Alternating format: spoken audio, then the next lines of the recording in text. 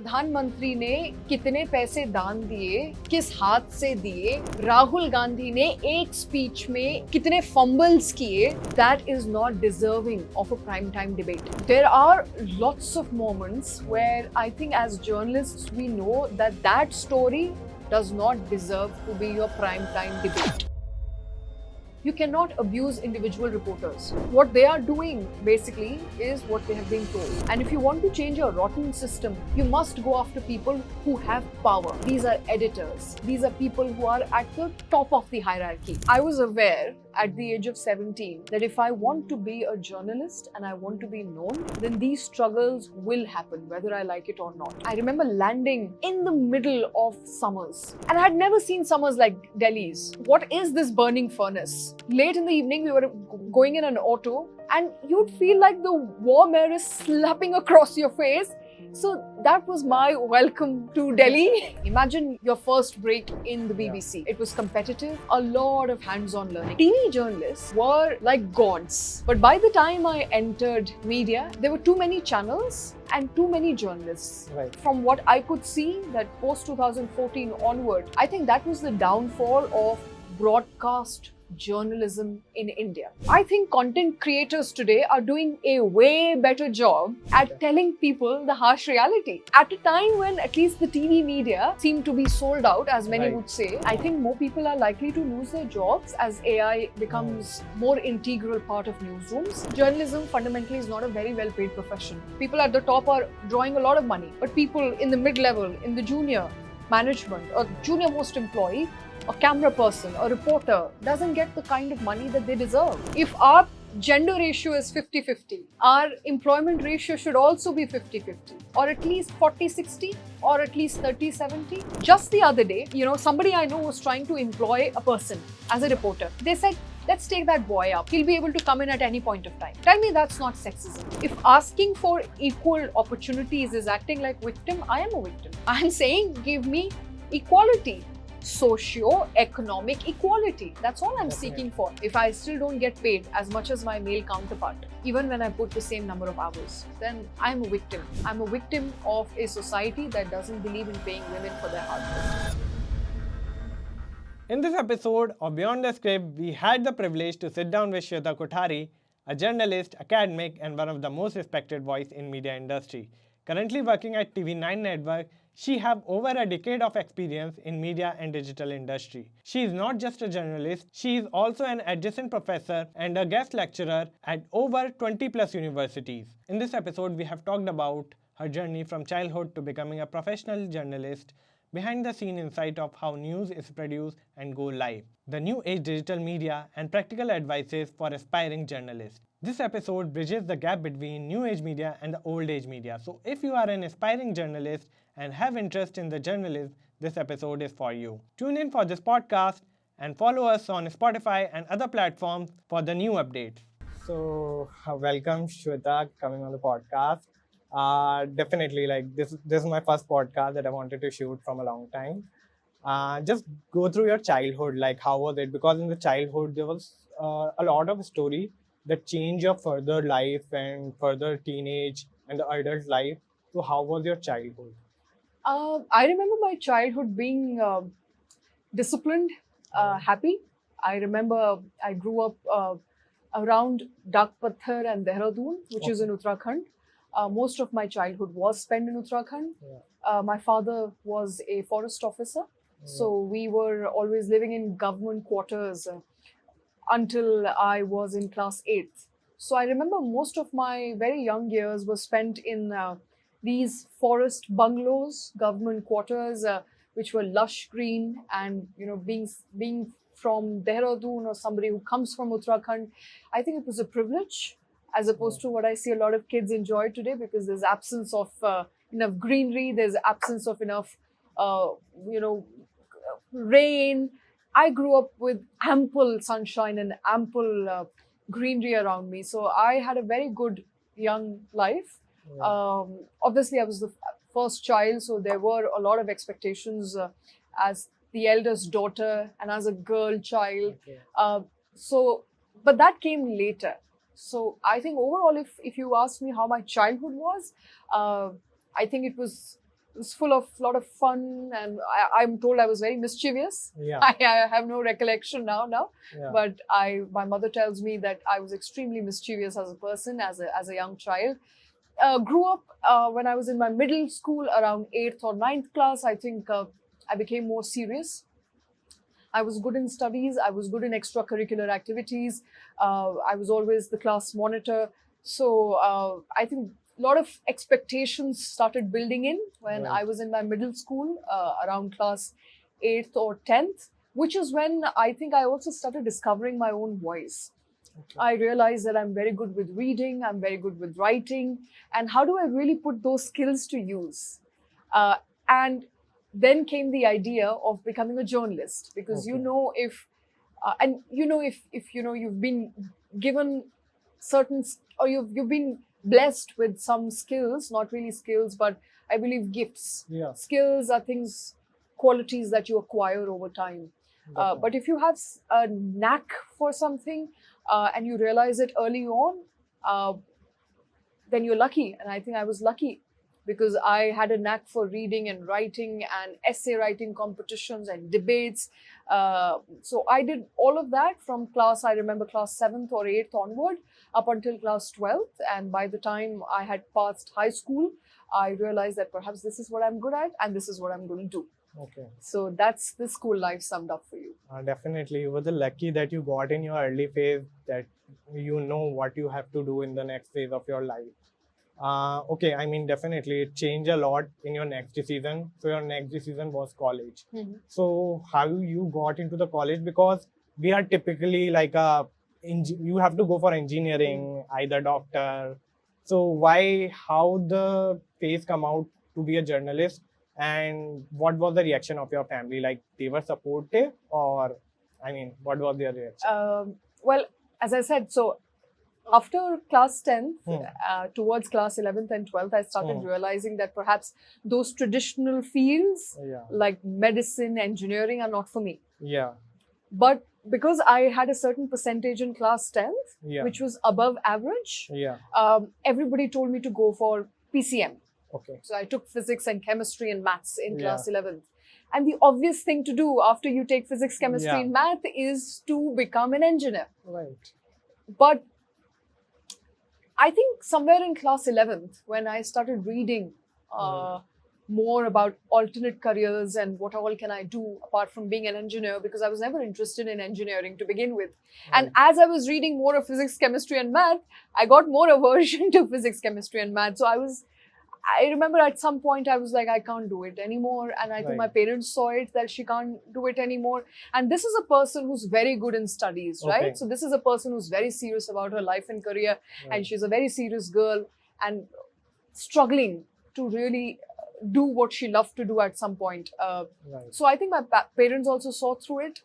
And there was never a pressure to become an engineer. Right. But because I had physics, chemistry and maths, so I thought, okay, let's try. And I tried going to a coaching center in class 11th and I failed. And I would get sick and I couldn't cope up. And in class 12th, I believe my parents were like, enough is enough. You do you. Okay. You do what you want to do. Yeah. So again, extremely very, very lucky to be raised by parents who saw what I was capable of. Yeah. And wanted me to do what I wanted to do. Right. So pushed me to do what I wanted to do. So I remember school finished. Okay. We were done with our board examinations, and my mother and father, they were like, okay, now is the time to decide your college. So what do you want to do? Yeah. And I said, journalism. I want to be a journalist. Yeah. And so they're like, okay, what are your options? I'm like, I can't be a journalist if I'm in Dehradun. And I was born and raised in Dehradun. So they said, okay, so where do you want to go? I said, Delhi. Because, that's the dream. Delhi jana hai. Right. और दिल्ली जाना है, और इससे पहले कोई दिल्ली गया नहीं था. Right. परिवार में इससे पहले कोई दिल्ली गया नहीं था. सब देहरादून में ही बहुत अच्छे कॉलेजेस हैं देहरादून में. UPES, पेट्रोलियम यूनिवर्सिटी है, DIT है, बहुत सारे अच्छे कॉलेजेस हैं, बहुत सारी यूनिवर्सिटीज हैं. तो पेरेंट्स ने बोला, ओके, अगेन ठीक है, कहाँ पढ़ना है? तो आई सेड ये हैं 3-4 ऑप्शंस. दिल्ली ऑप्शन है, पुणे ऑप्शन है, पर दिल्ली जाना है. So I came to Delhi. I took a bus. I remember उस वक्त journey भी 6 घंटे की हुआ करती थी, as opposed to now where you reach Delhi in about 4.5 hours. Right. And I remember landing in the middle of summers. And I had never seen summers like Delhi's, all right, because Dehradun was very pleasant. It used to be cooler in the evenings and it used to be very nice. And here I land and I'm like, what is this burning furnace? It was a furnace, I remember. Late in the evening, we were going in an auto. I think it was my mother and me. And you'd feel like the warm air is slapping across your face.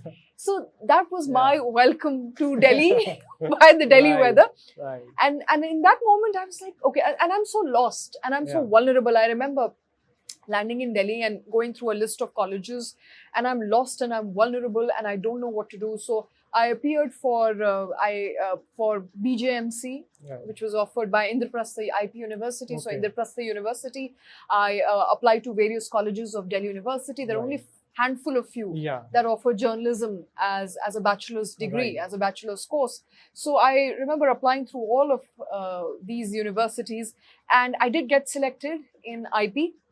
I got a relatively good rank in IP, but then I also got selected in DU. Okay. And that's when I took admission in DU. To the point of, as a middle class girl, how far do you really go to achieve your dreams? Right. I think I was aware at the age of 17 that if I want to be a journalist and I want to be known, then these struggles will happen, whether I like it or not. I was never exposed to a metro city. I was never exposed to a big town or a big city. Come from a middle class background. Parents who did everything to make ends meet. Parents who still date remind me that we did everything and everything only for you, to put you through, school, then to put you through college. And so for me, it was very important to ensure that I do not disappoint in my endeavors. And so I remember getting through Delhi University and I enrolled into Maharaja Agrawal College, which was an off-campus college, DU. And that's that. That's how it all started. That was like the starting of what I was to become 10 years later, which is what I am today. Right, definitely. I can relate to your story. So when I was coming first time in Delhi, so I told my parents, like, I want to do entrepreneurship, I want to do startup, right? So they said, like, okay, how you want to do it? I said, like, I want to go to Delhi. They said, like, okay, now you have to take course or something. I said, like, I just want to go. I will go there. I will figure out it. So me and Ayush, my co-founder, we both went to Delhi, and it was in approximately, it was in December. So luckily, how long back was it? It was in December 2021. Oh, okay, not very long ago. Yeah. Post-COVID, during COVID. Yeah, I mean, just after the COVID first wave and before the second wave, starting of the second wave, just before that. So, I mean, definitely when I told my parents, they were said, okay, now you can go and out, and we both came to here. Luckily, at that time, summer wasn't there, so we were lucky to not face that. But yeah, I mean, definitely going out from your city. I'm also coming from a small city, Mathura. Coming from a middle background, getting to a new city. So it's a pretty different nature. Very different. So it's very overwhelming. Yeah. And every time I pass by, very interesting. Every time I pass by Kashmiri Gate, ISBT Kashmiri Gate, I'm reminded of that young, vulnerable 17-year-old girl who landed in Kashmiri Gate ISBT and who had no clue of what life has to offer, who was extremely naive, extremely vulnerable, and so scared and so timid. And I wish I could tell that girl that it will be okay. You just have to, have faith. It will be okay. So, I mean, it's a very emotional journey, come to think of it. Now you're reminding me. But every time I pass by Kashmiri Gate and I'm driving, I'm like, okay, so I have done at least enough to be able to sustain and support myself. And I'm lucky. I'm one of those lucky, fortunate ones. Definitely, like getting out of your city for the first time teaches you a lot of things that you really do not know when you are living with your parents, right?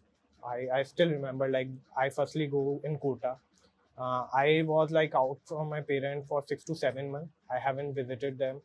The like you were just scared out of your parents. Like they always cared. Like, do you want anything? They are just giving you an out. But you are going out, then you have to do all your things. You have to do your dishes. Absolutely. You have to take care of your health. There's no one. And there's no food. Yeah, exactly. I struggled for food. I Yeah. remember. I mean, I think you came at a time post COVID when I'm sure the struggle must have been way more. Yeah. I came to Delhi in 2010. 10. Yeah.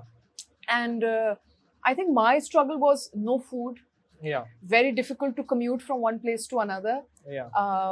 Luckily, I got in Delhi University hostel towards the end of my bachelor's. But first 1.5 years was an absolute struggle. Right. And I can also relate to one also thing that you said you also filled for IPU.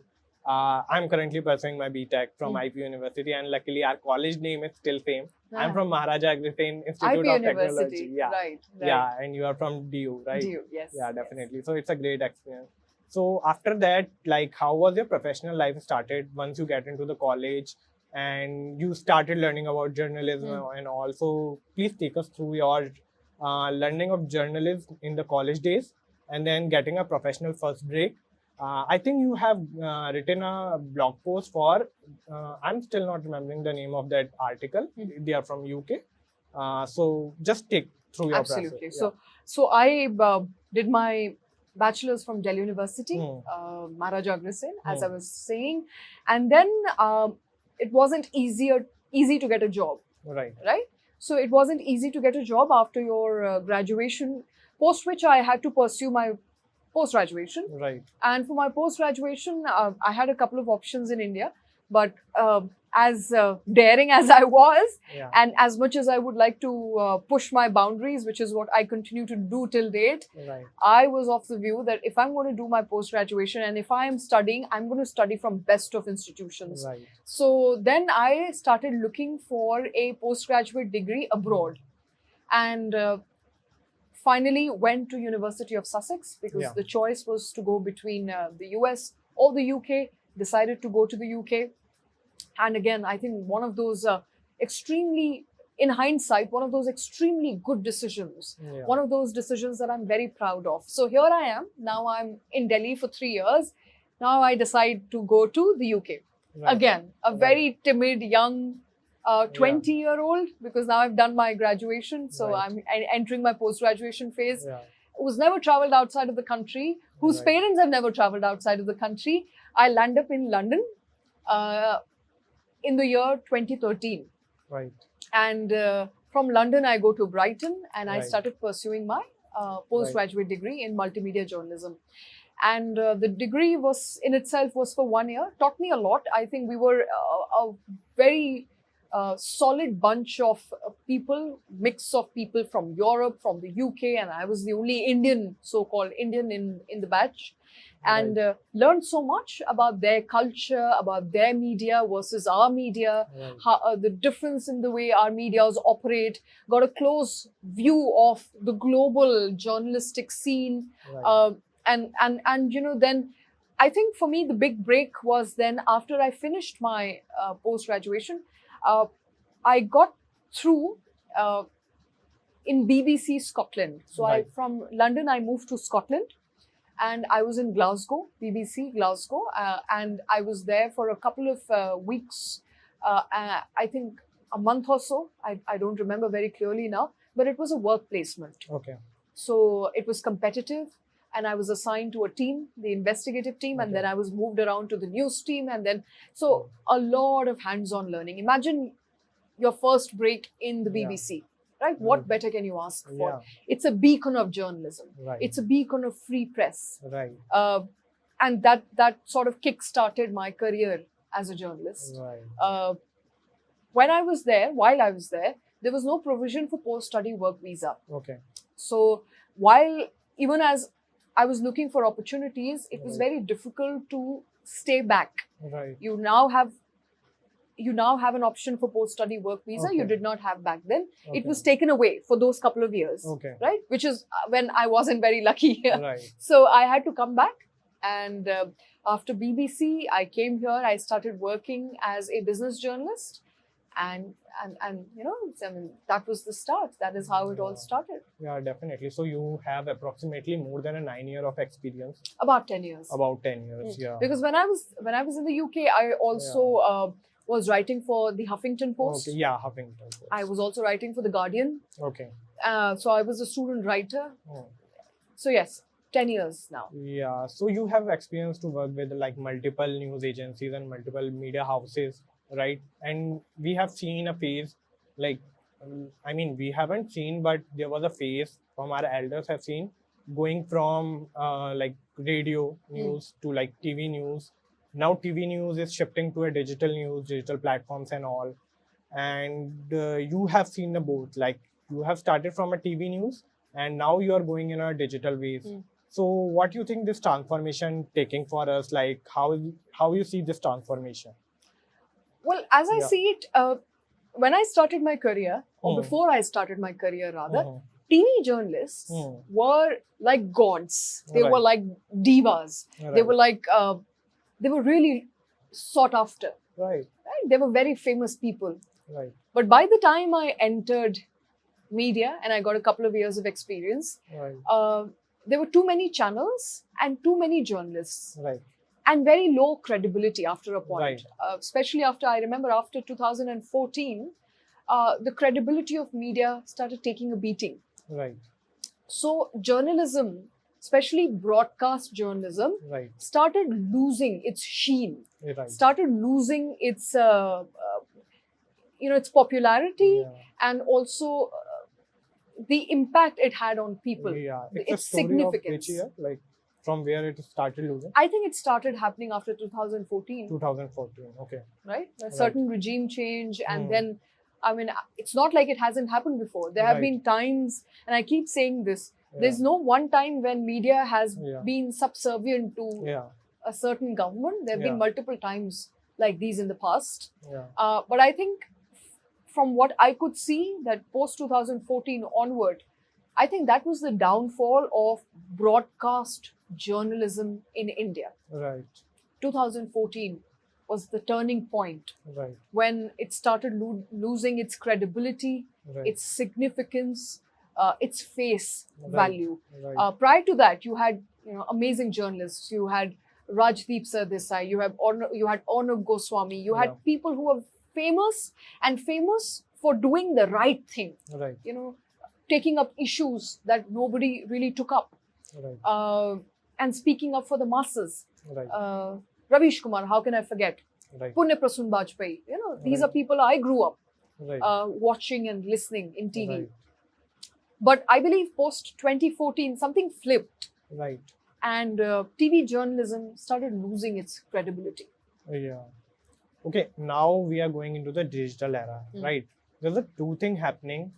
Now people, before going through like TV journalists and broadcasters, they are going towards the creators. Creators are creating news, right? But there's a credibility issue there, right? But still, like a lot of creators are coming out, showing out news and all. And I mean, is this harming our like news world? Because I mean, they are not the credible as a news agency or a media house. And it's such a valid question, Ansh, because I struggled with it. I remember 2 साल पहले तक, 3 साल पहले तक, जब लोग कहते थे content creators and journalists हैं, तो मैं कहती थी या तो content creators हैं या journalists हैं. Journalist content creators नहीं है, और content creators journalists नहीं हो सकते, right? Regardless of how popular they are, regardless of millions of followers. But then last couple of years has changed my perception. And I'm very happy to today admit that I think I was wrong. I think content creators today are doing a way better job at telling people the harsh reality that exists. At a time when at least the TV media seem to be sold out, as many would say. You call out names, you say they're Godi media, you say they are sold outs. Like there's lots of synonyms out there to this particular phrase. But point is, आप एक तरफ देखो digital journalists को, आप उनको देखो जो content creators हैं, जो रिसर्च करते हैं, right, टॉपिक उठाते हैं, Right. पब्लिक रेलेवेंस का टॉपिक है, जो Right. लोग देखना चाहते हैं, जो लोग सुनना चाहते हैं, Right. उस पर बात करते हैं. right, They are way better than people who are sitting in big TV news channels, right, but only showing one side of the story. right, एक तरफा स्टोरी, एक तरफा खबर दिखा रहे हैं, एक ही Right. पार्टी के पीछे पड़े हुए हैं, Right. एंड यूजुअली वो पार्टी जो कि ऑपोजिशन में है. right, भाई ऑपोजिशन के साथ आप ज्यादा सवाल करके देश की पॉलिसीज थोड़ी ना बदलोगे. हम सब Right. जानते हैं right, कि देश तभी तो बेहतर बनेगा right, जब आप पावर में बैठे लोगों को सवाल करोगे या Definitely. क्वेश्चन करोगे. अगर आप ऑपोजिशन को क्वेश्चन करते रहोगे, nothing is Right. Going to change. Right, right? right. Opposition must do its job, and For we sure. must have a strong opposition in this country. Yeah, But that's not going to change anything. right, right, Your job is to question people in power. right, Your job is to hold power to account. right, Powerful people accountable to public. right. If you're not doing that, and a Right. content creator with 100,000 followers is doing that, then Right. that content creator is way better a journalist than you. Right, definitely. Right? So definitely. my perception has changed today. I no Yeah. more think that content creators, they are some step sister, step brother. Right. इनको तो पता नहीं, इनके पास तो degree नहीं है. ये Right. तो कोई भी आज की डेट में कंटेंट क्रिएटर बन जाता है तो बनने दो. right, जब पत्रकार अपना काम नहीं कर रहे हैं, right, तो इसीलिए तो लोग कंटेंट क्रिएटर्स के पास जा रहे हैं, क्योंकि वो ज्यादा अच्छी खबर दिखा पा रहे हैं, वो ज्यादा होलिस्टिक खबर दिखा पा रहे हैं. उनका पब्लिक में उनका ट्रस्ट और फेथ ज्यादा बढ़ रहा है. तो ये आपके लिए शर्म की बात है ना. right. As opposed to questioning content creators, you should do a better job at being a journalist. Yeah, definitely, definitely. Like we have seen, like media houses are going through the one ways and Hmm. all. But definitely, if you want to save the democracy, there should be two-sided, Yeah. right? You have to save the democracy, and I think media is a pillar of your democracy that can save it out.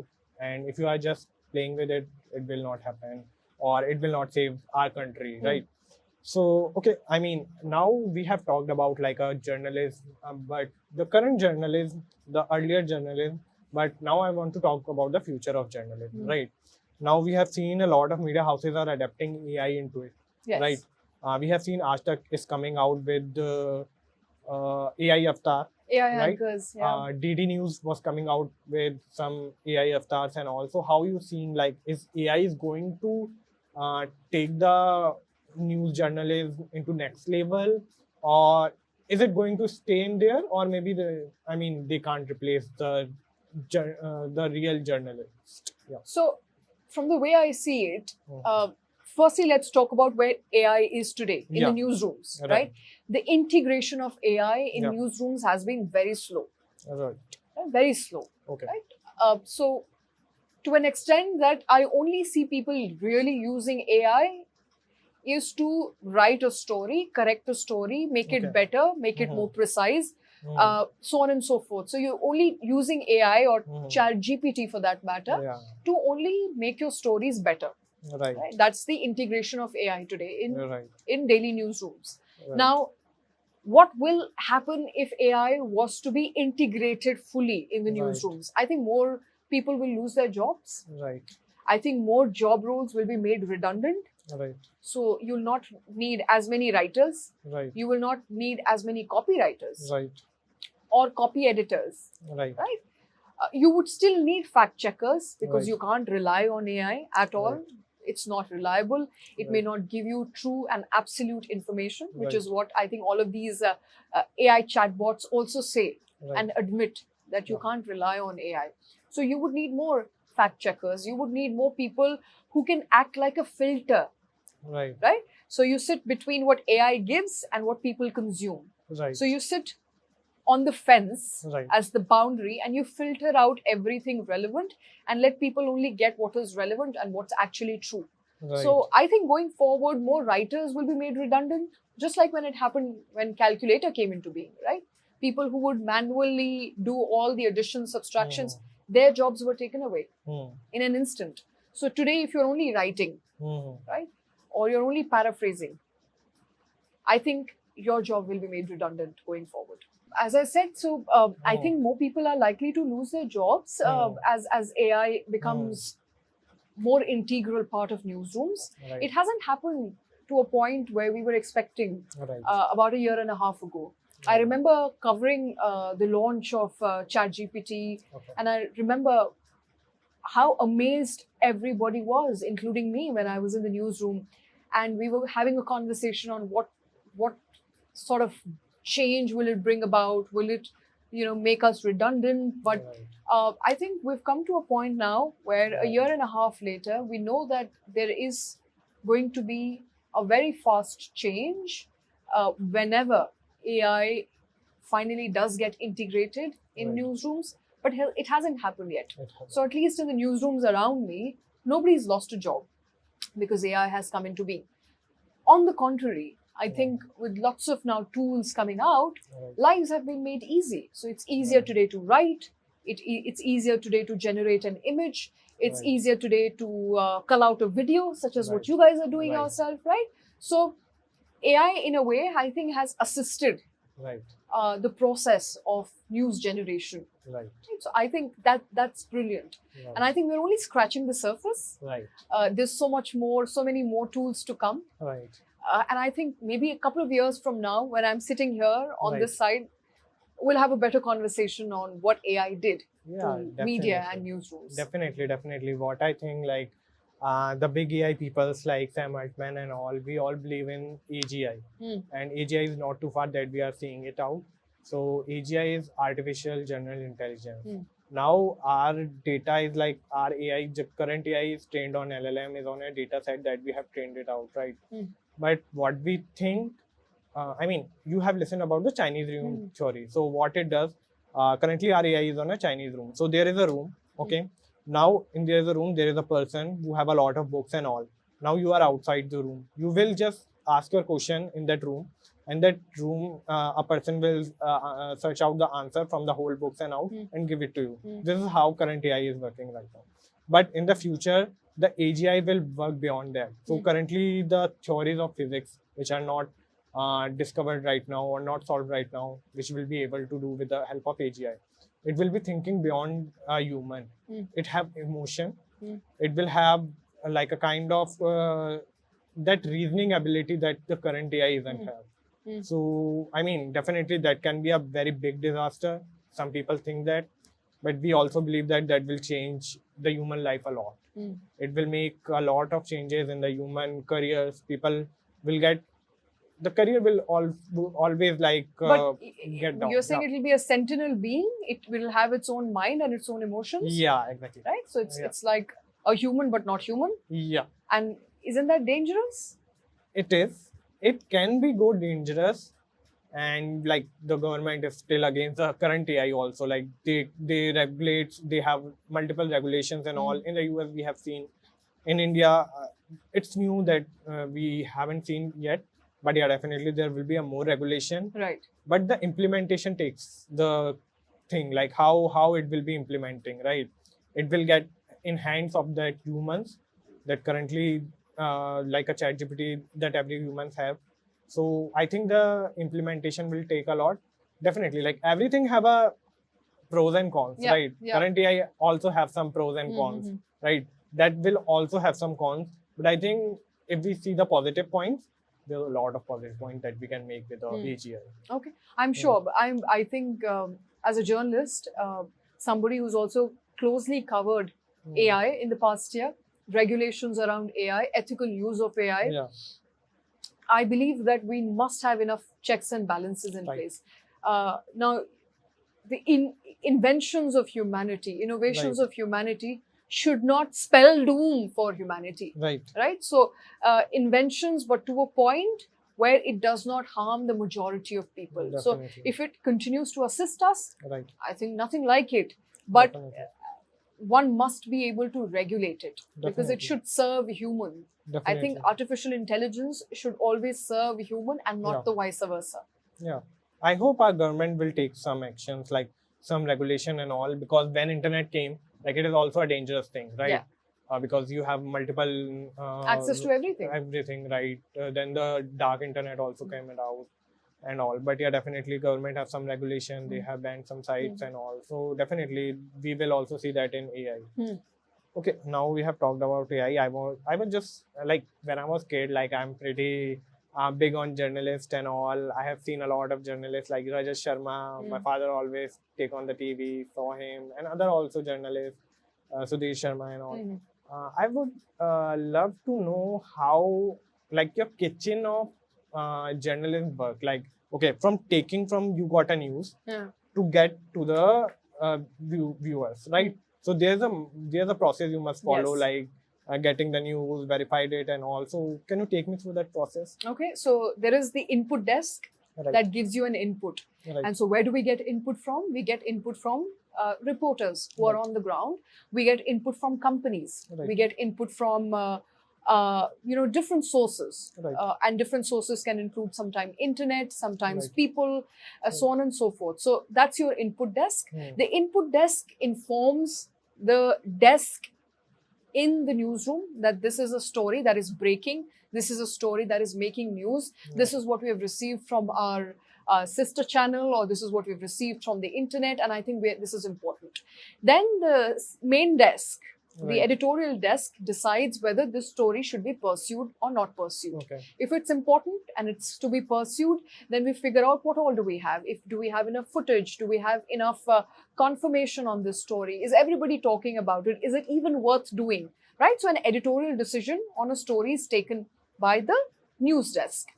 Right. The news desk will then inform the output. Right. Right? And output can be your anchor. Output can be the person who's managing the rundown for a show. Right. And the news desk, if it decides to take a story, it will be put to output. Output will then display it on the TV, and the anchor will start reading the story. Right. If they decide not to do it, then the Right. story, maybe it becomes a part of the rundown, but Right. is not an immediate breaking news. Right. Then it will be taken up sometime during the day. Right. Right. So that's the process of from input to news desk to output. Now, of course, a lot of it is integrated today. Right. So input output is one, and news desk में ही लोग input और output Okay. देखते हैं.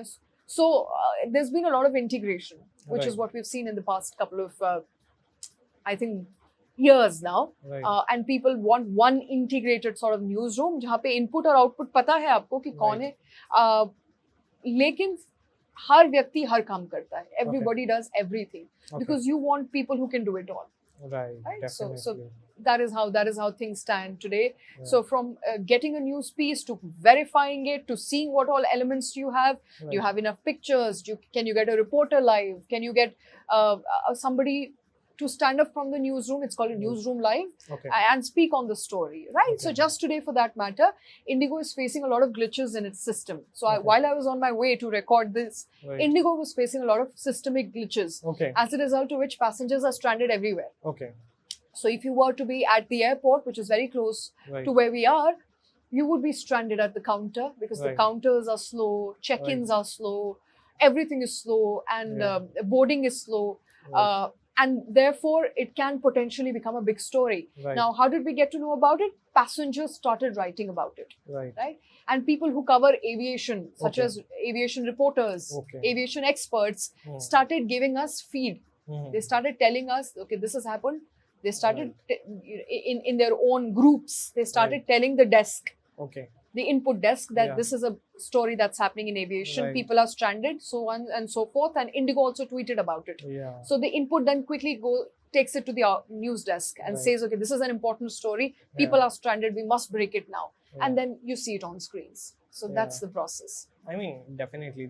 Is there any moment like we are in journalist life where they do not want to cover some news because of some reason, like they do not believe on that or maybe on that, but there is pressure from the news agencies, like you have to do it, you have to do it. So at those point of time, what decision a journalist take, or maybe if I told about you, if I ask about you, so what decision do you take if you face that issue? So there are lots of moments where I think as journalists, we know that that story does not deserve to be your prime time debate. Right. That प्रधानमंत्री ने कितने पैसे दान दिए, किस हाथ से दिए, Right. that is not deserving of a prime time debate. Right. Rahul Gandhi ने एक स्पीच में कहा कितने फंबल्स किए, That is not your prime time debate, Right. right? किसी लोकल कार्यकर्ता ने कांग्रेस पार्टी के किसी स्टेट में जाके क्या बयान दिया, Right. that doesn't deserve prime time debate. Right. There's so many such cases which we see around us, and we know that this is not a prime time discussion. Right. That it does not inform people, maybe it entertains them, Right. but it does not add value Right. to what people already know. Right. It's basically not very helpful, Right. right? But you still see that story making the prime time. Right. So there are many such moments when we look around us and we raise our eyebrows and we're sighing because we're like, what is this story again? And Right. why is somebody doing it? But there's very little that we can do to influence it. Right. One has to understand. I think your audience needs to understand. People Yeah. listening to this podcast needs to understand. You cannot abuse individual reporters. Right. If you abuse individual reporters, what are you expecting from them? You're expecting them to resign? You're expecting them to sit at home? What about their family? What about their parents? What about their kids, their wife, their sons, their daughters? Right? What do they do? Definitely. So what they are doing basically is what they have been told. So when you abuse reporters, when you abuse people who are basically simply doing what direction has been given to them, they're following orders, you're not changing the system. You're not Right. doing any good. Right. If you really want to change, because the system is rotten, Right. and if you want to change a rotten system, you must go after people who have power, Right. who are actually responsible for the narrative. And these are not your reporters, and these are not your news presenters, these are editors. Right. These are people who are at the top of the hierarchy. Right. They are the ones making decision, Awesome. right? On a lot of stories, they are the ones who are directly making decisions. So you're abusing of every reporter, and you abusing every second, third person that you see around you, and calling the entire media sold out is not going to change anything. Now, coming to the next part of this podcast, you have recently covered a story of unemployment among highly educated people. Right. I have a take on that.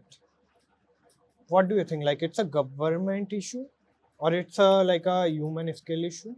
Because what I have seen, to be honest, like, if you really want job, if you want to do something, you can really gather the skill to do it, right? You have to fight hard. India is a populated country. You have to separate yourself out from like 1,000 or 10,000 people, right? So what's your take on that? Like, what do you see the real problem lies for the educated, unemployment young people? So the way I see it is, there are too many people who are way more educated in this country because we believe in education. As a country, we believe in education. Our parents believe in education. So as opposed to some Western country where going to college is a big deal, Right. every person has gone to college in this country, Right. right? Every person aspires to go to college. Right. Every parent wants to send their child Right. to get a degree.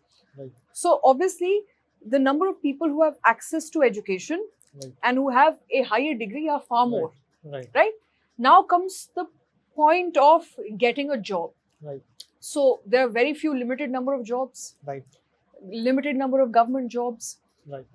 maybe private jobs, a lot of private jobs out there, but not enough people with the right skill to get that job.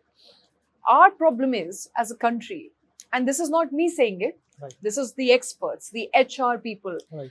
the people who are actually responsible for filling some of these vacancies, Right.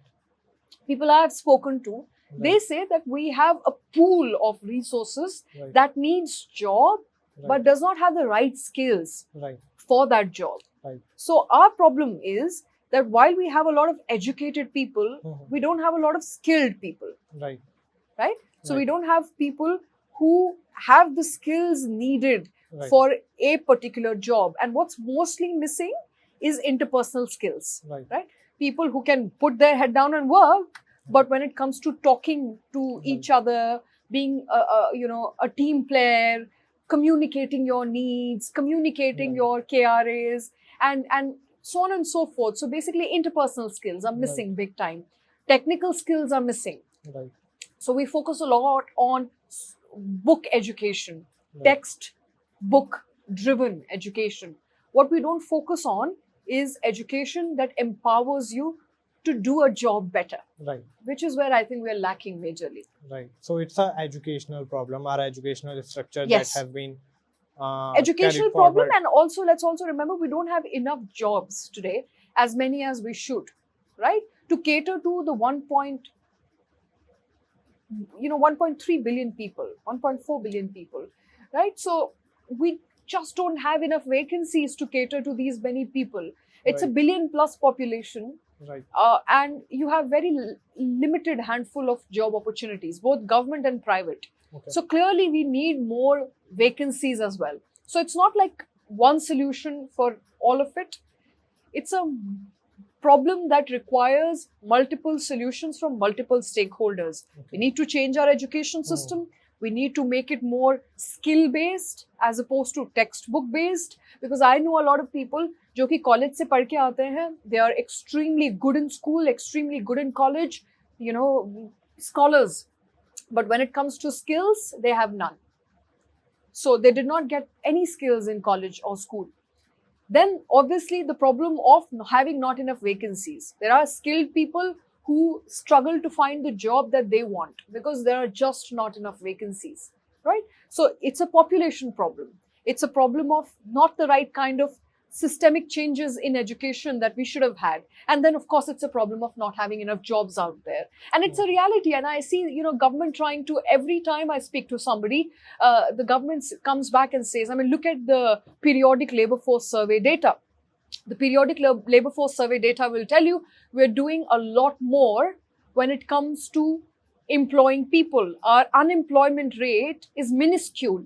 And then also look at the EPFO numbers, the number of people who are getting enrolled every month into EPFOs, the Employees Provident Fund, right? That tells you that more people are becoming a part of the formal economy because they are becoming a part of the Provident Fund system. Right. That's all good. It's all nice. The problem is every time you turn your head around and you ask and you meet somebody who is highly deserving and highly skilled and with brilliant qualification but still not earning enough, still doesn't have a job, you realize the problem is far more than what your surveys can capture. No, I can relate to the questions, or I can really relate to the problem, because when I was young, I was like maybe 15, 16 years old. I have read a news article in which there was a vacancy of a helper, in which like more than 10,000 of engineers filled out the form.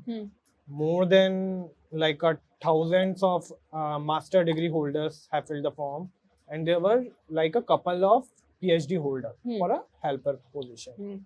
But what I think, this is not a problem of, to be honest, of a job vacancy, because let me tell you my story. I did not have any skill when I was starting out. Okay, I did not have, but I had to learn, right? Because I did not have a very big degree and all, but I have to learn the skills and all, and I really learned it out. And I really went to some people like, I really want to work. I have built out my portfolio, then get my first break, and then starting doing out. So right now, a lot of young people are just chasing wrong thing. They are not working for them, because right now you are seeing like a lot of people are preparing for government examination. Definitely, there is a need of government employees out there, but the quality of people, or maybe the chances of you getting qualification, is pretty low, and you are just fighting for that to get into that 1% or 0.1% position. But why do you think that's happening? Why are more people aspiring to get a government job? Yeah, it's a very, very big problem of our education system, that I really agree. Our education let me ask you again. Why do you think more young people are trying to get a government job? Because, like, first, our education system really teaches us to get a settlement or get a good job, right? Job security. Right? So they really see, okay, I will get this job, I will get this kind of monthly pay, my job will secure it for a longer term. After I get a pension. I got other government benefits and all. But in a private, the scenario is something like have shown to the people, like you have to do a lot of work, your job is not safely secured, and like you will not get any government benefits and all. You have to pay taxes and all. So we have shown the different sides of the thing. But in a Western, you have seen like people just struggle it out, what they really want to become, really shoot it out. I think there's I can say the cultural difference that we have, right? I mean, obviously, I mean, you have to understand that we are a country we are the most populous country on earth. Right. Right? So we need far more jobs than what a Germany, a UK or a US or, I mean, any of these countries need to generate annually or monthly. We need a lot more jobs. Right. We need a lot more than that. Right. If we want to cater to every educated person and make sure they are employed. Okay. My next question is, let's suppose right now there's a person who is just passed out from his school, just passed out 12th class. Now he wants to become an anchor, a TV journalist, right? A broadcaster. So what the step they have to take? Okay. What the particular thing they have to take care of? How they should apply for what? Take us a process, step by step. They have to do this, they have to do this. Tell me. Okay, so I think let me start by saying that you only get to be an anchor once, and a good anchor, once you have been a good reporter. Okay. So you will only become confident, have enough knowledge, know-how of how the system works when you have been a part of the system outside of anchoring. So either a good reporter or someone who's been on the desk. Right? Once you get familiar with the system, it is then you aspire to be an anchor. A lot of young people write to me saying, "Ma'am, we want to be an anchor." And you know, it does annoy me sometimes. Also, it used to at some point. Now I've grown up enough because I'm a teacher myself. I can't be annoyed at that question, right? I can't be annoyed at someone who is wanting to be an anchor. So now I have enough patience to respond to someone that if you want to be an anchor, you have to spend the first couple of years at the desk or being a reporter. And once you are familiar with the system, it is then you end up taking baby steps towards being an anchor. So what does being an anchor entail? I'll give you an example. So let's say you are an anchor, right, in a news channel. And there's a story that breaks and it says, Muzaffarnagar mein dange hue. A riot has broken out in Muzaffarnagar. Now, if you know your basics well, you will know that you're not supposed to say Hindus or Muslims or Sikh or Isai because you are not supposed to name the communities. Why? Because you will only be fanning the flames. You will only contribute to the situation becoming more grave as opposed to informing the people. Your job is to inform the people. Your job is to do justice to the story. You don't want to be the story yourself, right? You don't want to make people more angry. That's not the job. Your job is to inform. And if you are not trained enough, you won't be able to handle a situation where a riot has broken down. And let's say there joins a Congress leader, right? So I tell you that apart from all the famous ones, not Shashi Tharoor and not Rahul Gandhi and not the ones that you've heard of, but relatively unknown Congress leader joins you, right? And you are told in your EP, which is what you wear as an anchor, that this person has joined. If you don't know about them, if you don't know about what they've said in the past, you'll not be able to ask a valid question or a question that will merit a good response. Also, if you don't know which state Muzaffarnagar is a part of, what government rules that state, who is the chief minister, who is in the opposition, you will not be able to ask good questions. You will not be able to hold people accountable, right? So it's therefore important for your basics to be clear. Only when your basics are clear will you be able to have a conversation. And to clear those basics, you must spend a couple of years as a reporter or in desk, as a deskie, right? Input, output, news desk, any desk. Now, let's say you do become an anchor. Now you've done your basics, you know enough about which party rules which state, and you know basic spokespersons and so on and so forth. Then comes the point of dragging conversations when you are doing a bulletin. And when I say dragging, that's exactly what broadcast journalists do today. A story could just be a one-line breaking. Right. Tirupati laddus found to be contaminated with beef tallow. Right. With lard, fish oil. And if that's the one-line breaking that you've got, and you don't know where does that information comes from, who said it, which government was in power when it so happened that the ghee was investigated and tested and found to be subpar quality. If you don't know all of that, it makes it tricky. But because it's breaking and you don't have much time to read, you should be able to take this conversation head on and have enough material to speak for the next couple of minutes until a reporter joins you, some expert joins you who can give you details. So thinking on your feet, number one, you think on your feet, you think quickly. You think quickly, you think in the moment. You think of the significance of Tirupati for Hindu majority in this country, how important, holy that religious site is, right? You think of where it is. You think of what state government is in power, right?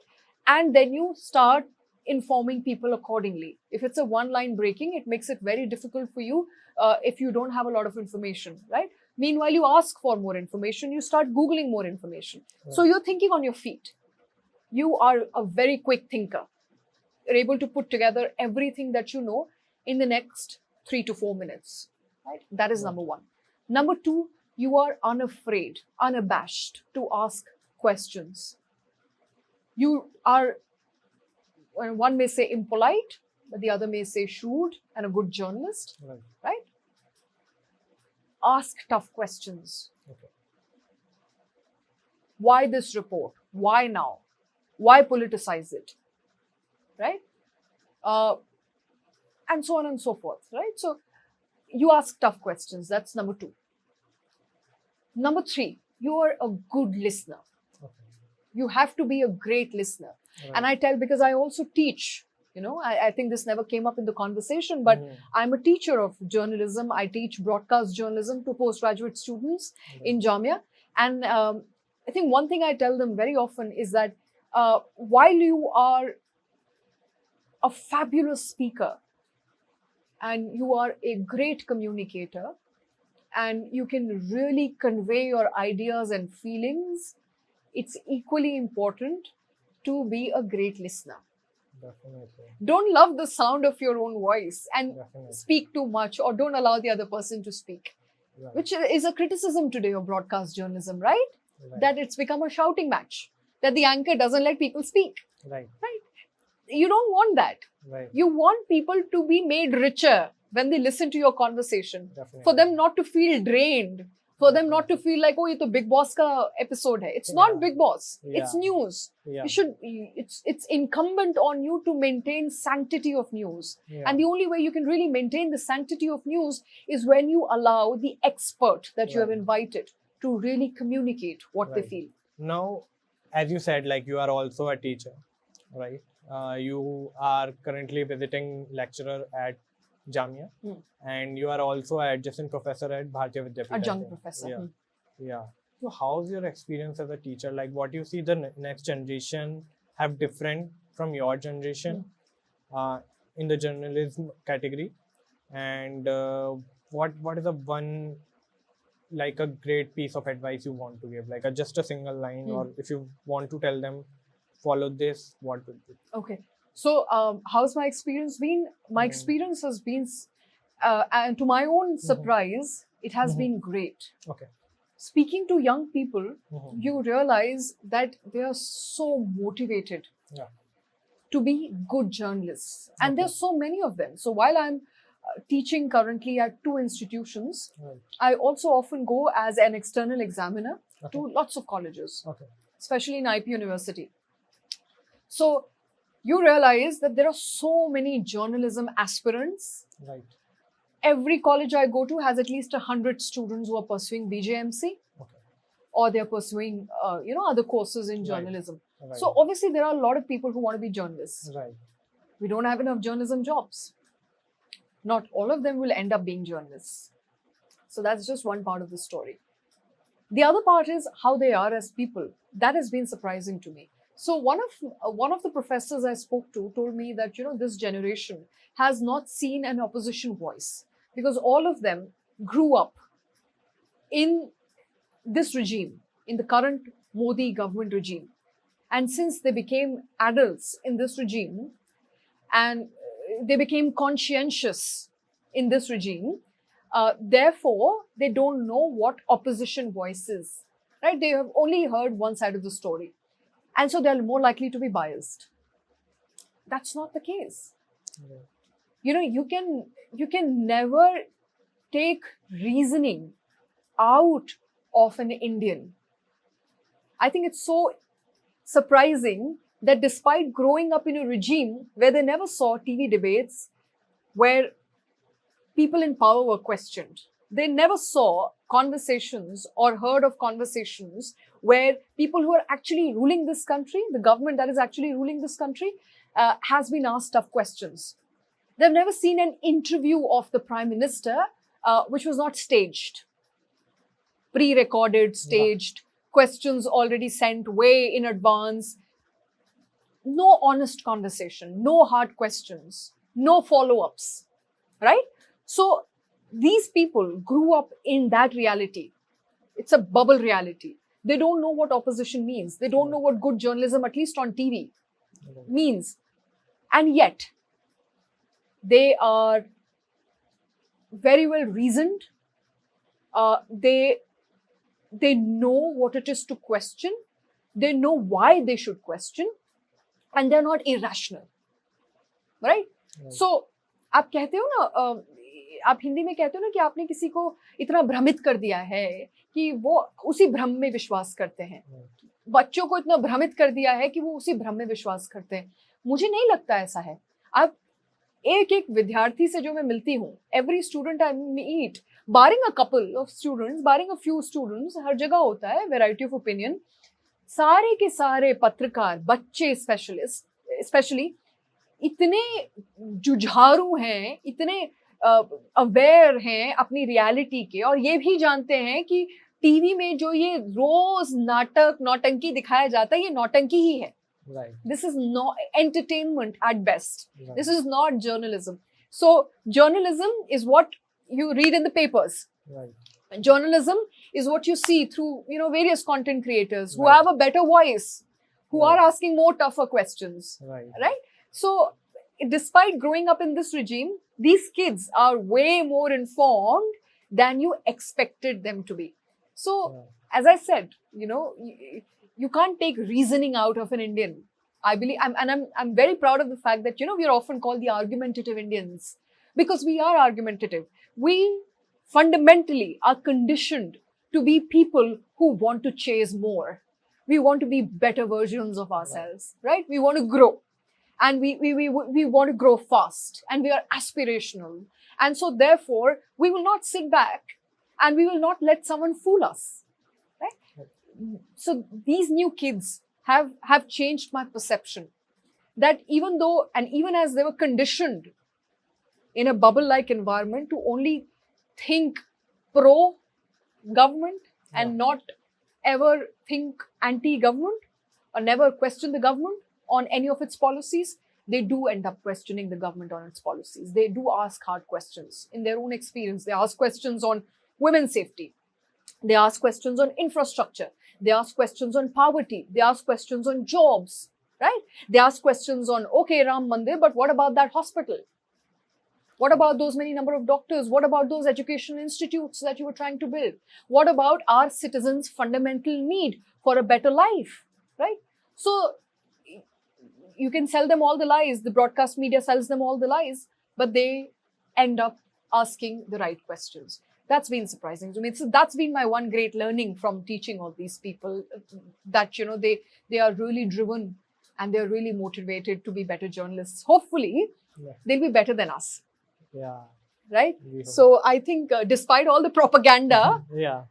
I am hopeful that they will be better than my generation. Yeah, definitely, definitely. I mean, what would be your one piece of advice for them? My one piece of advice, there's nothing that can be summed up in one advice. Okay. I think it's a lot of learning. But I think the only advice that I have is to not give up. Not give up. This profession is hard. You'll tumble and fall. You'll get up and then it'll kick you on the stomach and you'll fall again. So at some point you'll be like, it's tough. Yeah. It's not well paid. Yeah. Journalism fundamentally is not a very well paid profession. Yeah. Right? It pays certain people a lot of money and all the other people not so much. Yeah. People at the top are drawing a lot of money. But people in the mid-level, in the junior management, or junior most employee, a camera person, a reporter doesn't get the kind of money that they deserve because of the kind of work and effort they put in. So I think my suggestion to them would be to not give up on the face of hardship, to persevere, and know that if you struggle enough, there is light at the end of this corridor. Definitely. It's dark. First few years is dark.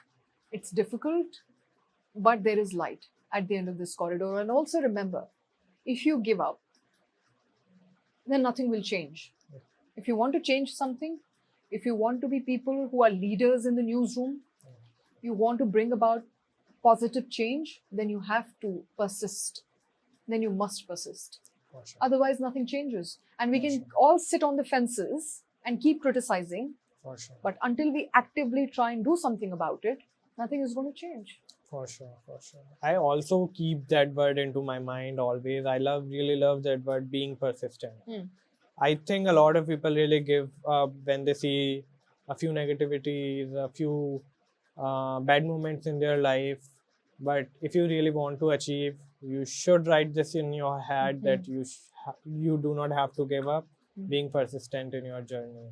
So yeah, this whosoever achieved success without failures. Yeah. I want to know who is that person who became successful without failing. Yeah, right? definitely. So I don't know of anybody who became successful in all the history lessons that I've taken so far, or I've been a part of. I've never seen someone ever being successful without failing multiple times. Yeah. So I know that the number of times I fail is the number of times my chances of succeeding going high. Exactly. So hopefully the next time I'll do better. The next time I'll succeed, right? Yeah, definitely. So I think it's a journey. There is no end to it. There is no one door that you will knock and all your problems will go away. No. Yeah. Keep doing it. Keep showing up. Yeah. You know, I show up every day. Yeah. So I often I do think I work hard. I don't know if people around me. I work very hard. I work at least 9 to 10 hours in office. I regularly go to the gym 5 days a week. I teach over the weekends. I read on the weekends or at night. So I'm showing up for myself, right? Now, there are days when I'm very depressed and there are days where I just don't want to do it anymore. And then there are days I'm crying myself to sleep because I've worked too hard in the gym. So my shoulders are painful, my legs are painful, and I don't want to go to office the next day. But you can't just do one and give up on the other. Right? You have to do it all. You've got to you got to have a healthy body. You've got to have a healthy mind, and you've got to have a good career. Right? In a healthy body resides in a healthy mind. And a healthy mind is a mind that constantly reads. Right? And career is very important. So I work almost, I think, 50 to 60 hours, which again is a problem because you should not overwork. Right? And there's been a lot of conversation around overworking after Anna Sebastian's death. Right? But that's the way my generation has been. That's the way I've been molded and trained to function and think. So today I'm here. Otherwise, I'm teaching. Yeah. Today is the day I'm teaching in Jamia, right? My postgraduate students every Saturday. So point is that I'm doing all of it and it's not easy and I do want to give up many times. Like my parents tell me, you don't have to anymore. My in-laws tell me, you know, maybe just take some time out for yourself. But I'm like, no, I can't. I basically owe it to my parents and you guys and my husband and all the other girls who are looking at me. Right. Because if I give up, what about these girls? Right. You know, I am so privileged Right. that I have these opportunities. At a young age, I became an adjunct professor. I got to teach and I get to teach the smartest people in this country. Jamia has the smartest people in this country. Yeah. And these journalists are going to rewrite the future of journalism. I know it because that is what the track record will show, that some of the smartest journalists in the country have come from Jamia. Yeah. So if I have an opportunity to teach them, I will give up on that extra sleep on a Saturday. Yeah. And I will give up on a fun night on Fridays. And I will make that PPT on a Friday night and I will go and show up every Saturday. Yeah. And I will not party and I will not go out, but I will make sure that because I can do it, I can afford to do it. And more importantly, there are other young girls watching me. I've realized that there are not enough women leaders. Right. Even in my organization, very few women leaders, women who are at the helm of power or who are responsible for changing things or who have enough power, basically. Right. So, and I know that I'm at a point now in life after 10, 11 years of working that there are a bunch of people who look up to me. Right. So I can't disappoint them, right?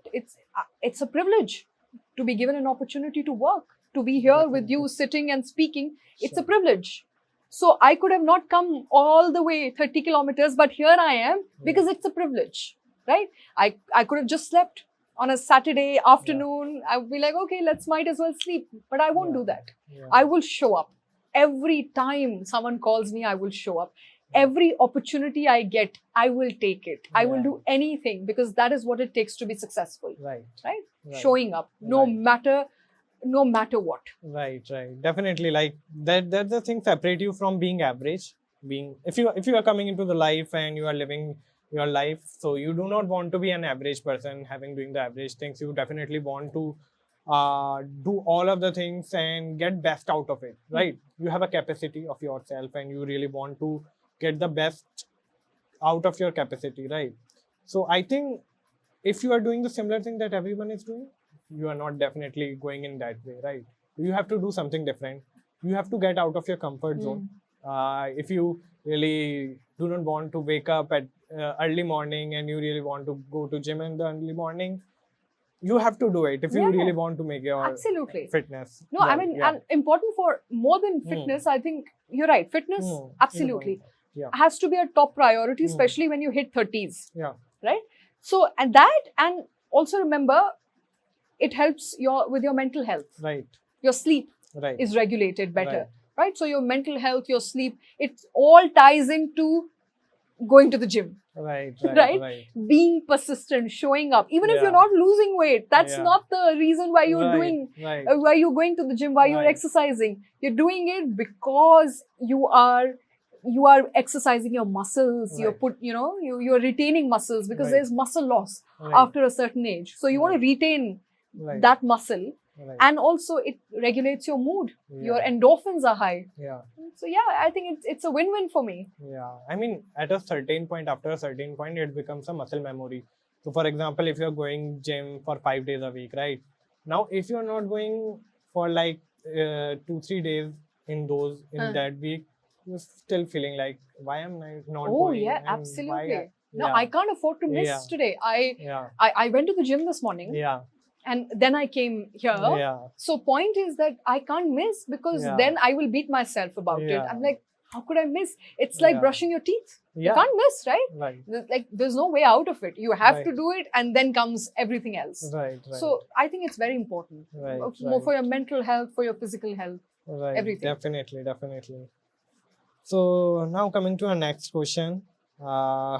Definitely. Like, what is the most rewarding thing as a journalist? Like, you have spent a lot of time in journalism. You have seen a lot of things, ups and downs, but still there's something that you always feels like, and that wake you up in the morning, right?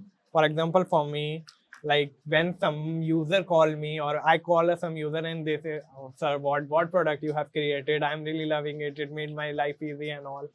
That made me pretty happy, right? So, what is something rewarding for you that helps you to wake up in the morning and doesn't it don't make you feel like, okay, I'm doing it, I have to do it and all? So, what's that rewarding thing? I think the fact that I Yeah. have the power to put my voice out there for people to hear.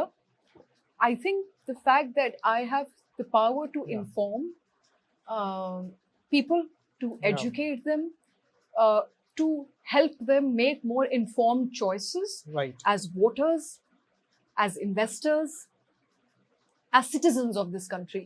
Right. I don't take that power lightly, Right. right? I take it very seriously that I have the power and the responsibility to do it. It's a Right. responsibility for me, which I take very, very, strongly, Right. and I take it with utmost pride Right. that I can influence somebody's decision. Right. I can educate them about what's happening in the world. I can inform them better on what investment they should be making and what investment they should stay away from, right?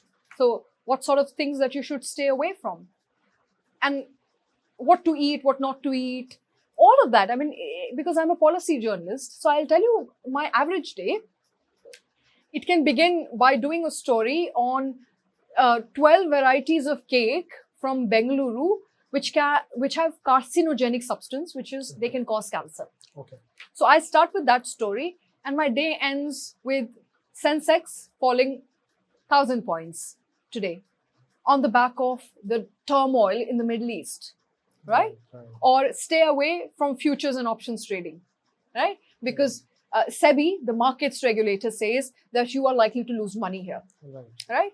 Or if you see an online platform that promises to double your money, kindly beware, because there is no quick fix formula for doubling your money, Right. right? So stay away from such claims. So my day will go from policy around food to what's happening in the markets, to sometimes it can go with what's happening in with respect to workplace exhaustion. I was telling you about Anna Sebastian's story. So we spoke to a lot of HR people, corporate managers, people who were able to help us really understand what are the policies around workplace stress management, right? So it's a very it's a day that varies, right? There's a lot of variety in the day. Right. So that keeps me up and about and motivated. If it were to be a monotonous job Yeah. where I have to just go and do one thing again and again and again, Yeah.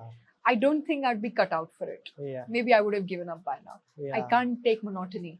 Right? Yeah. So it's a very exciting profession, right? Yeah. Which is why you should be a journalist to begin with, because there's Yeah. so much you will be juggling with at the same time. For sure. I believe if you are in earth or if you are in your life, you have to serve a purpose, Yeah. right? So maybe a God have sent you to serve your purpose, Absolutely. to educate people, to save them to going into the wrong direction. So I It's think such a good thing you said. I think I firmly believe in it. yeah. I think I believe that all of us Yeah. as humans, we have a purpose to serve. Yeah. Lives that we need to touch, Yeah. people that we need to help. Right. And I think we're all trying to find that purpose. Right. Our Right. endeavor should be and must Right. be to find the purpose of our existence. Right. So with that, like as recently you said about the Anna Sebastian case, right? Recently a young girl working in EY. So you have covered this story from very closely. Would love to hear your take on that, about the work-life balance that is going on. I'm on the both sides. I'm not taking anyone's side. I just want to know your perspective, what you think, because okay, you are a young, you have to hustle down to get what you achieve, right? But there is a certain limit of your body that you Absolutely. should not cross Absolutely. at any cost, right? Yeah. but you have to know the capacity of your body, right? So what's your take on that particular case? Like, let us through like what's happening into the industry, what happened with that girl, and do you see like is there any improvement after that case happened, or it just closed like? Okay, let me take away from where you left off. You Okay. said we must hustle and we must work hard. Yeah. To a point we can, Yeah. but we must know what our bodies are capable of, Right. Beyond which we should not. Yes. Because let's agree, this is not a sprint, Right. it's a marathon. It's a matter. It'll go on for years and years. You don't stop working after 30 or 40. You work till you're 60 years of age. So which means that you work very hard, but then you stop and you rest. You spend time in leisure activities. You spend time in sleeping, getting adequate enough hours of sleep, 8 hours a night. But what happens when you can't say no? You as an entrepreneur can Right. say no because it's your company. Right. What happens when you can't say, I can't do it? Then you push yourself beyond 12 hours. Ideally, the labor laws in India suggest that a person employed Right. should be working 40 hours a week. That's the Right. law. 40 hours a week. Do any of us work 40 hours a week? No. We work way more than Way more 40 than hours that. a week. Studies suggest that on an average, Indians work about 45 to 46 hours. But I have spoken to people, and as per their HR calculations and calculations of insiders, we work at least 56 to 60 hours. Right? Now, does that give you enough time to sleep? Does that give you enough time to have time off? Let's say watch something, read something, cook for yourself. No. Right? So if your company doesn't allow you that time, and if you can't say no, then what's the way out? Right. Which is exactly what happened with Anna Sebastian. Many other young people around me face a similar situation where they're working for a big company. There are a lot of expectations on them.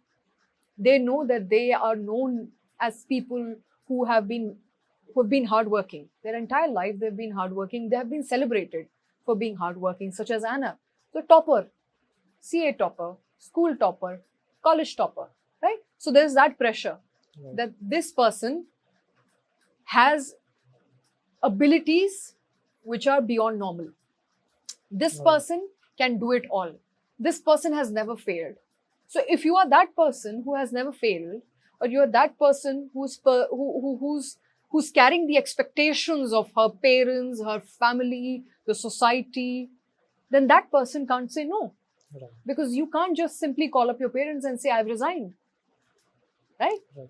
Or you can't can't say. simply, you can't, because we as society, we have nurtured this expectation of that person. Right? But that's just one case. Okay. Lots of deaths have happened post that case. There's a case reported from Jhansi. Okay. There's been a case reported from Mumbai. Okay. All these deaths are due to workplace exhaustion. And these are different age groups, all right? So Anna was 26 years old. Okay. The person who died in Jhansi was in his 40s. The person who died in Bombay was in their 50s. Okay. The story is same. Okay. There was pressure to meet expectation. In Jhansi's case, particularly this young employee who used to work as an area sales manager, I will not name the company for the legal reasons, but this person was humiliated, was mocked to meet the targets. Their lives were made miserable. This person's life was made miserable by his colleagues and seniors, to a point where he locked himself in a bedroom and died by suicide. Right? Now, obviously, you never endorse suicide.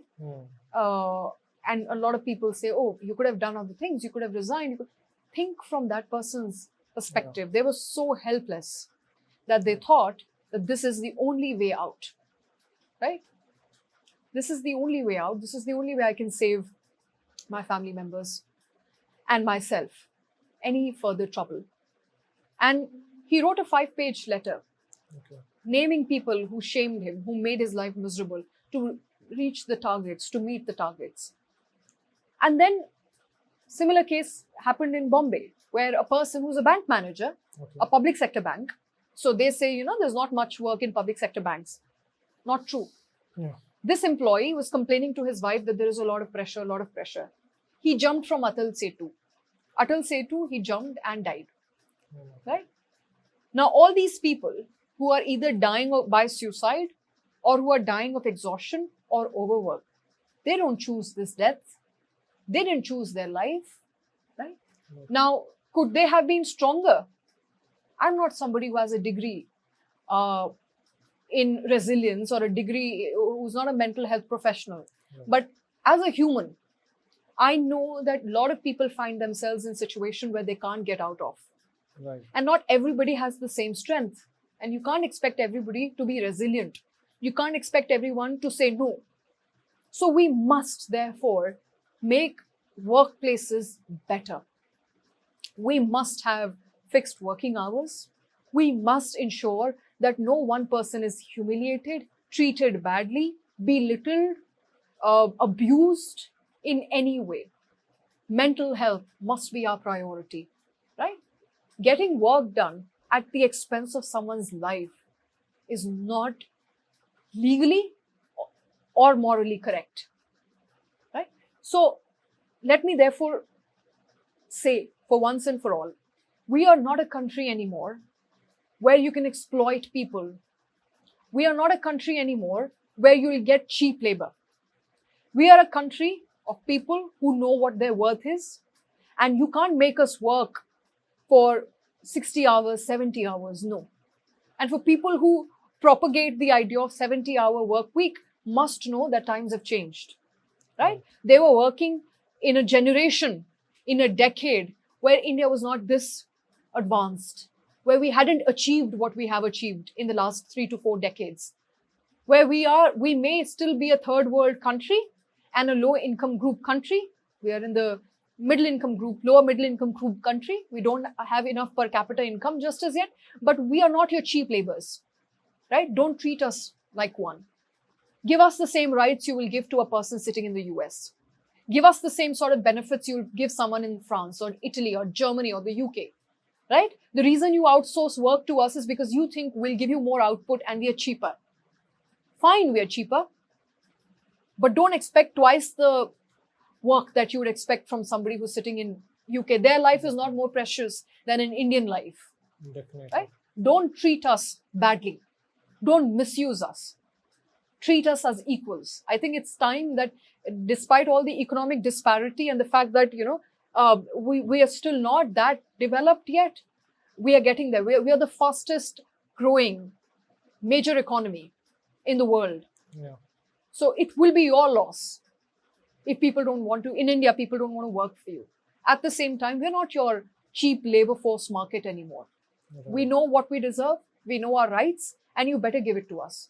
And the least I think we're expecting is humane treatment. I'm not asking for anything fancy. Pay Right. for the work we do, fair wages, and human treatment. That's that. Yeah, I agree with that. Like, there's a very big problem of work-life balance.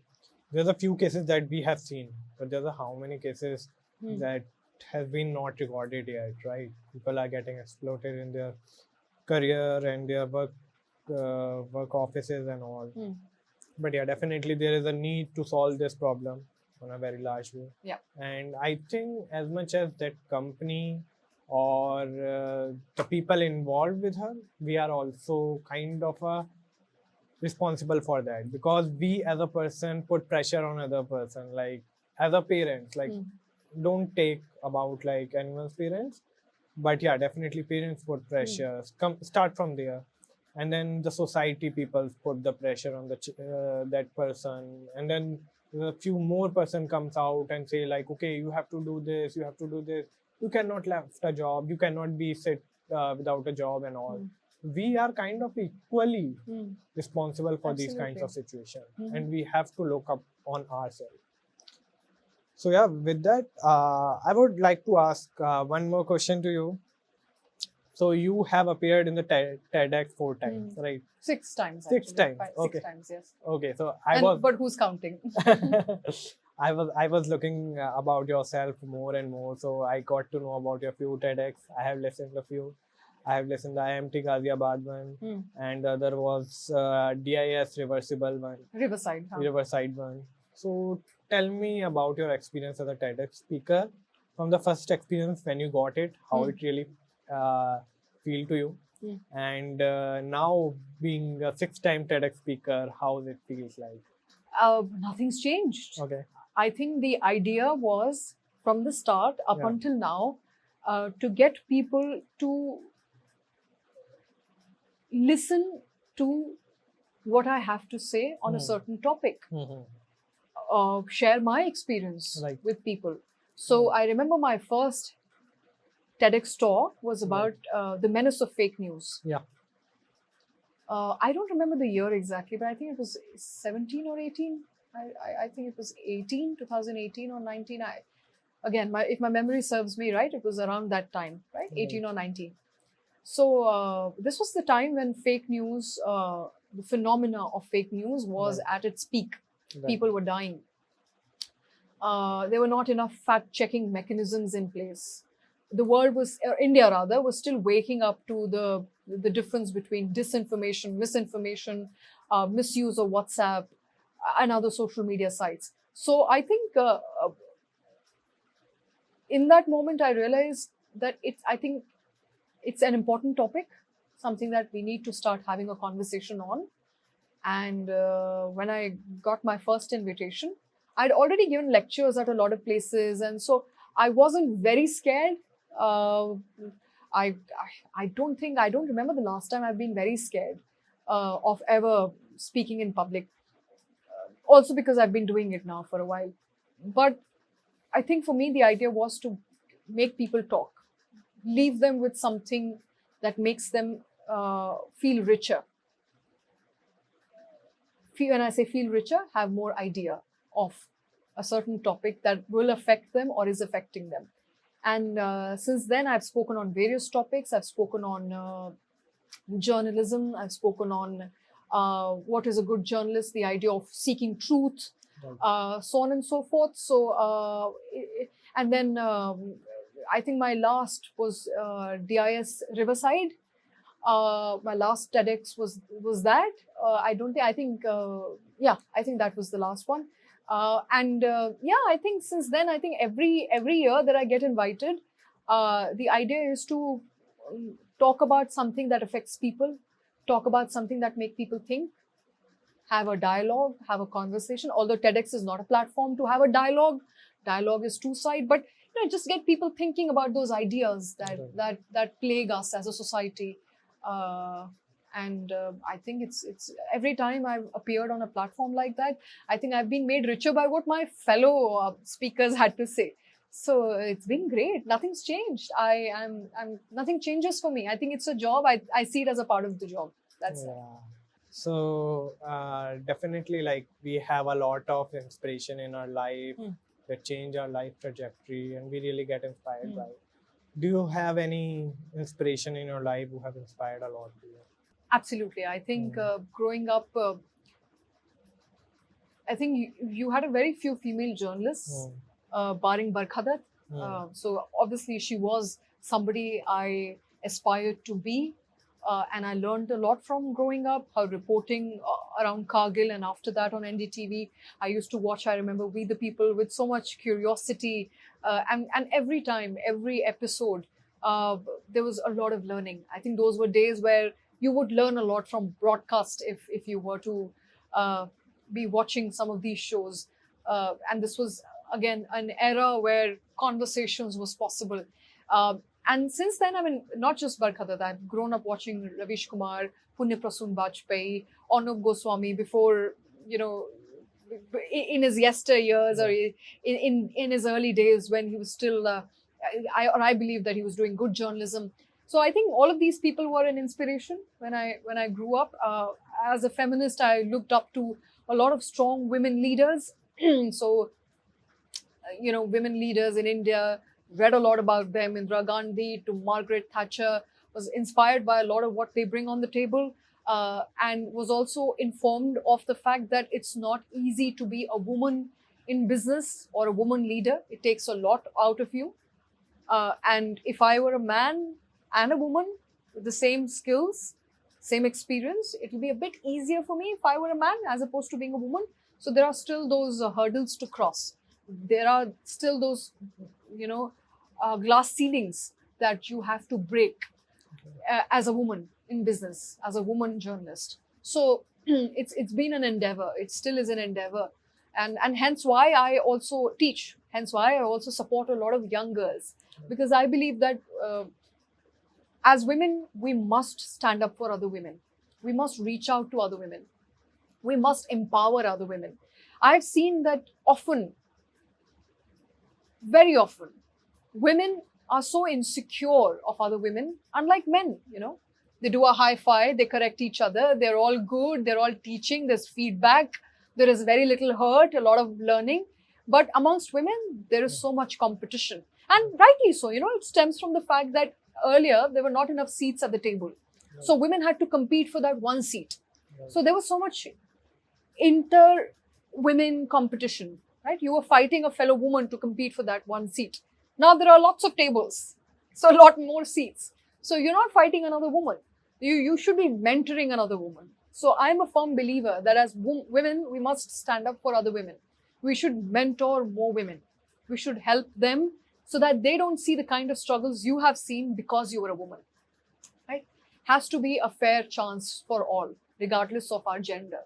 So as a feminist, someone who believes in equality of sexes and who believes that there should be more, workplaces should be more equal, there should be more harmony, and women should be paid at par men. My inspiration has and will always be women around me who are strong leaders, and I continue to be inspired by them in my newsroom, women around me. And I'm hoping that I can also help other women to be their better selves. Definitely, but I really contradict with you. I think right now women are getting pretty much chances rather than men, to be honest. Like in what profession? For example, if we take an entrepreneurship, right? Right now there are several funds out there who only support women founders, but there is no fund that is supported from only. So you're saying there's a founders. specific fund for women? Yeah. And that's a bad thing? No. So you not see a bad thing. Yeah. But I mean, with that card, women can't play a victim card or say. Okay, so which is where I think it's extremely important to be aware of the fact that because you have policies designated for women, that doesn't make all women equal to men, doesn't make that our problems will go away, or the hurdles that I face as a woman today will be equal to the hurdle that men face today. So I'll give you an example. You're saying a lot of women today have funds dedicated in entrepreneurship. Right. How many women are allowed to be entrepreneurs? How many women have the right to choose the profession they want to? How many women in workforce in comparison to men? It was pretty low. Yeah. So, if women are not even allowed to enter the workforce, women are not even allowed to carry on in the workforce. If our gender ratio is 50-50, my friend, our employment ratio should also be 50-50, or at least 40-60, or at least 30-70. It's far lower than that. So then where's the problem? The problem is, while we talk about certain schemes for women, some funds for women, some policies for women, that doesn't make our lives any easier, because what you're giving us are band-aids. Right. There is a fundamental problem. And when you say victim guard, I beg your pardon. We are a victim. We have been a victim of continuous patriarchy for years, and we still are. I mean, it's bogus to say that patriarchy has gone away and women have yes, we have come forward in life. Yes, there have been changes. Yeah, but we're still not equal. We're still unsafe. It's still difficult for us to be employed. Just the other day, somebody I know was trying to employ a person as a reporter. Do you know what they said? They said, let's take that boy up. He'll be able to come in at any point of time. Tell me that's not sexism. Tell me here the woman is not a victim. Let's not throw around words like, don't act like victim. If asking for equal opportunities is acting like victim, I am a victim.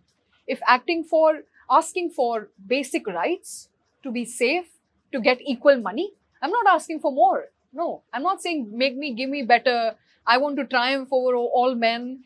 No, I'm saying give me equality, socio-economic equality. That's all I'm seeking for. And if that's not the case, then whether you agree with me or not, I believe we are still not equal. If I still don't get paid as much as my male counterpart, even when I put the same number of hours, then I'm a victim. I'm a victim of a society that doesn't believe in paying women for their hard work. We are victims whether we like it or not. And that's been proven, I think, lots of researchers around. I mean, look around you. I see women my age. I'm sure you've heard of motherhood penalty, right? Have you ever heard of fatherhood penalty? So let me first explain what motherhood penalty is. The minute a woman becomes a mother, and which is our biological role, right? You can't bear a child. I can bear a child. Definitely. So the moment I become a mother, I have to take a break to care for the child and to care for my body. That break means at least 8 to 9 months, right? That should only put me off the career path about 8 to 9 months. No, it puts me off the career path about 3 to 4 years, because in between comes the vaccination, then the child is unwell, then they're breastfeeding, then they're growing up a little bit, then you have to attend to them and you have to attend to this. And so there's a process involved here, which means that as a man, you can continue to chart a career path, whether you have a child or you choose to be childless. But as a woman, the minute I have a child, I am thrown off that career trajectory, because suddenly now I'm a woman, a mother. And as a young mother, my priorities change. And you expect that of me, don't you? You expect me to take care of, and I expect myself to take care of that baby. So, no, we're not the same. You and I will not be the same. And hence why I say, if you are giving us band-aids, it's your job to give us that band-aids, because we are not equal. Men and women are not physically equal. We are cerebrally equal. You and I may have the same brain, right, but we are not physically equal. We're not physically equal. My expectation from me as a society, as a person, is different than the expectation from you. So while you continue to grow as an entrepreneur, think of that entrepreneur, a person who becomes a mother and then has to give up on her dreams, because that takes a back seat, right? A child takes a priority, family takes a priority. So no, I think this myth of, but women are getting a lot and look at them, they're enjoying all the perks. No. There's a sad reality here that there is a bias, a systemic bias against women for men.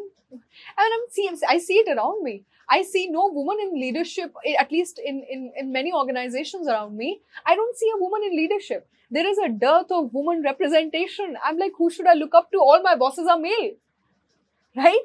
Okay, I can look up to a male, but I don't want to be a male. I want to be a woman, right? My journey and their journey is not going to be the same. So I hope you have the answer to this, though, because I can't speak. This is like, no, I mean, more feisty than the other answers. Yeah, this should be going out, like this one answer. Because, I mean, people have this kind of mindset. Yeah. Similar like me, they have to know the reality, right?